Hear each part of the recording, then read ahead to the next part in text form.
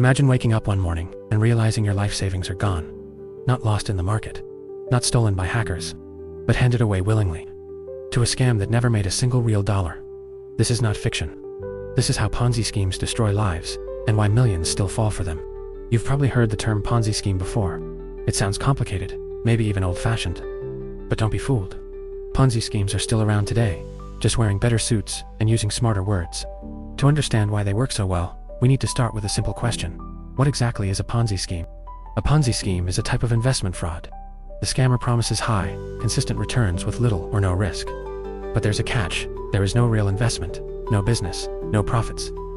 Early investors are paid using money from new investors. Nothing is being created. Money is just moving in circles.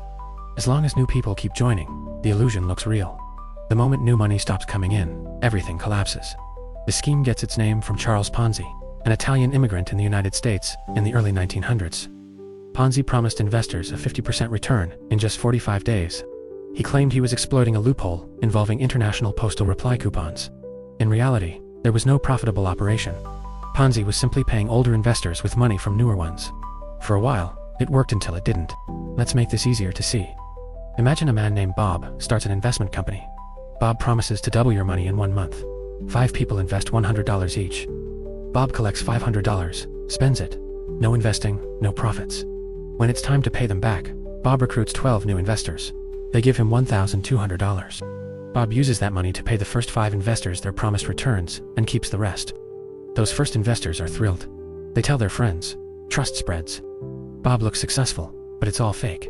Here's the problem. This system only survives if new investors keep coming forever.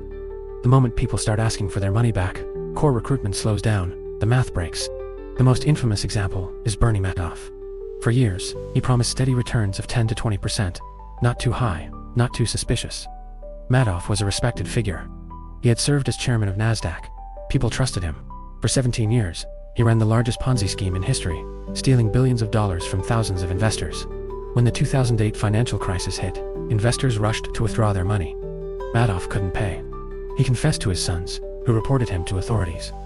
In 2009, Bernie Madoff was sentenced to 150 years in prison. The lesson is simple and timeless. If an investment promises guaranteed high returns with little or no risk, it's not an opportunity, it's a warning sign. Ponzi schemes don't survive because they're clever. They survive because people want to believe. Always research. Always question. And remember, if it sounds too good to be true, it almost always is.